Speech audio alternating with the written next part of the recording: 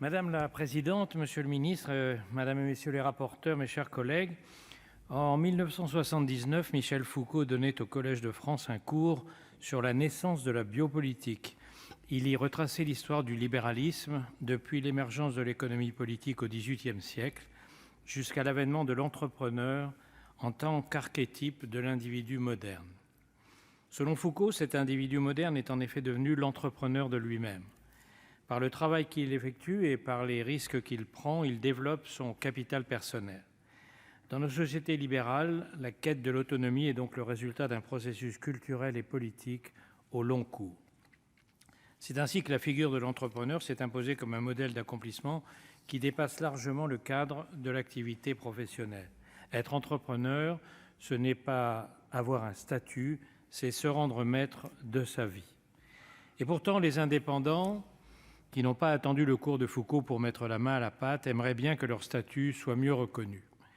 Il faut les comprendre, de même que nos politiques économiques sont toujours taillées sur mesure pour les grandes entreprises, nos politiques sociales sont, elles, taillées sur mesure pour les salariés. Autrement dit, les indépendants, qu'ils soient artisans, libéraux, commerçants ou patrons de PME, n'entrent jamais dans les bonnes cases, car les cases ne sont pas toujours faites pour eux. C'est tout le paradoxe de la France. D'une part, on y fait l'éloge des citoyens qui deviennent des entrepreneurs d'eux-mêmes. D'autre part, on décourage sans cesse les indépendants en dressant sur leur parcours 1001 obstacles administratifs. C'est précisément ce paradoxe qui se trouve à l'origine du projet de loi que nous examinons aujourd'hui. Ce texte vise à la fois à simplifier et à sécuriser le parcours des indépendants, du début jusqu'à la fin de leur activité, en envisageant aussi les cas où tout ne se passe pas comme prévu, voire se passe carrément mal. L'échec demeure en France le grand tabou, si bien qu'il est souvent peu et mal traité par nos lois. Or, si l'individu devient dans tous les aspects de sa vie l'entrepreneur de lui-même, tous les aspects de sa vie ne doivent pas se réduire à son activité professionnelle et éventuellement à son échec. C'est pourquoi l'article 1 du projet de loi, qui redéfinit le statut de l'entrepreneur individuel et distingue le patrimoine professionnel du patrimoine personnel, me paraît tout à fait essentiel. L'entrepreneur qui investit son capital prend déjà son risque. Il n'est pas juste qu'il doive en outre hypothéquer sa maison et ses économies pour tenter sa chance. De même, l'article 9 qui vise à élargir les critères de l'allocation travailleurs indépendants, la trop peu fameuse ATI, contribue à adapter notre modèle social aux caractéristiques de l'activité indépendante. Cette allocation n'a pas encore trouvé son public. Non pas que les indépendants n'en éprouvent pas le besoin, surtout en ces temps difficiles, mais les critères d'éligibilité, notamment concernant la cessation d'activité, s'avéraient trop restrictifs. C'est pourquoi les simplifications apportées en la matière par le projet de loi sont de bon aloi.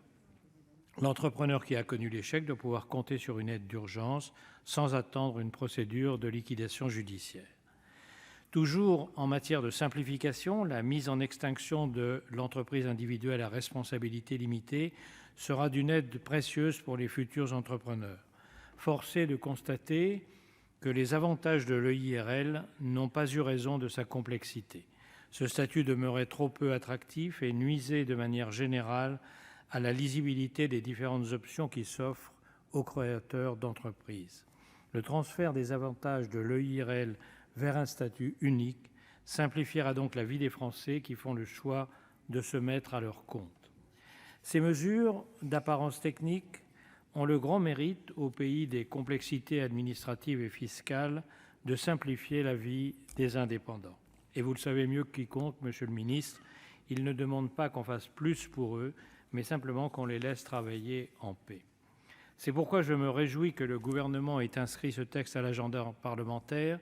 Je suis sûr qu'il contribuera de manière très concrète à simplifier la vie des entrepreneurs et à sécuriser leur activité tout au long de leur parcours.